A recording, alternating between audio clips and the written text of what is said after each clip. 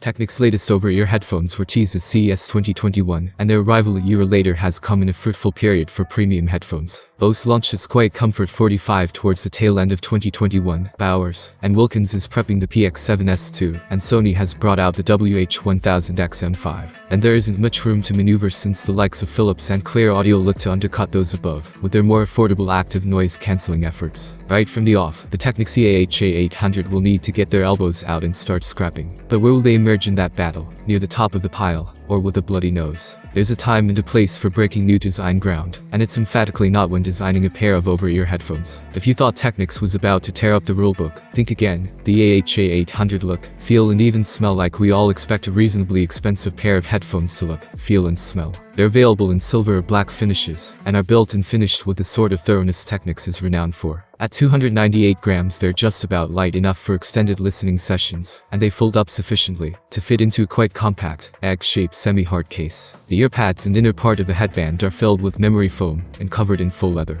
In conjunction with a nicely judged amount of clamping force, they make the EAH-A800 unburdensome to wear for hours on end. And the materials resist absorbing body heat for quite a while, too. Behind each ear cup, there's a 40mm dynamic driver with a free-edge diaphragm in the dome, and a claimed frequency response of 4 Hz to 40 kHz. It's augmented by an acoustic control chamber that's designed to control airflow and allow the driver to perform to its maximum, where spatial expression and low-end presence are concerned. The Technics use Bluetooth 5.2 for wireless connectivity, along with compatibility with SBC, SC and LDAC codecs, as well as permitting big high-res audio files on board. Bluetooth 5.2 is usefully energy efficient, which contributes to headline battery life figures of between 30 hours and 60 hours with noise cancelling switched off. These are numbers not many rivals can live with. From flat, the EAH-A800 can be fully charged in around 3 hours, and just 15 minutes on the mains is good for another 10 hours of playback. The Technics score highly in a number of areas, but their overall performance would be rendered moot if they didn't sound good, so it's a good thing that they do. They share similar sonic characteristics with the EAH-A-Z40 True Wireless, which means that out of the box, their sense of dynamism is a little diminished. Turn on the dynamic EQ, and the dynamic range is prized open and expanded. Compared with the F70N, the A800 put in a stronger performance with bass. Voices come through with more clarity and inflection, while treble is presented with greater detail and sharpness. This serves to bring out instruments better, such as the shaking of the tambourine in John Batiste.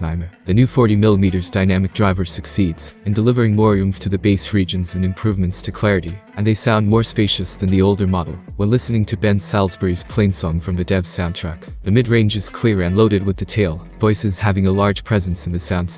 The clarity of those voices is, perhaps, a little emotionally cold, held up against Sony headphones. The A800 lack the smoothness and richness those over-ears deliver. What holds the Technics back from 5-star glory is that the WH-1000XM4 and WH-1000XM5 are better all-round listen. The Sony offers deeper bass, a soundstage that's wider, and digs out more detail. The vinyl crackle at the beginning of Kendrick Lamar's Alright is much more evident on the Sony. The A800 also lacks both the XM4 and XM5 stump in the low end, along with their energy and excitement. I wouldn't put them up to the level of the WH-1000XM5, but the differences are less a chasm and more a fissure, and in some areas they are better than the Sony. It's the same story as it was between the F70N and the WH-1000XM3, and thus the Technics earn the same score. The Technics EAH-A800 offers high-quality performance in all areas. The appearance improves upon the older model, noise cancellation is strong, and the sound is a step up, partly because of the EQ options available in the app. The wireless connection is superb, and the battery life is fantastic. They're the model of consistency in terms of performance. If I had to roll the die between the A800, Bose, and Sony, the Sony would be the set of headphones I'd want. They're cheaper too, but the Technics would be my second choice. Its features are numerous and helpful, and there's plenty of customization on offer to tailor the performance. They pose some strong competition against Sony and any other contender that's waiting in the wings. Thank you guys for watching this video. This is very important to me. If you'd like more videos like this, leave a comment below. See you soon.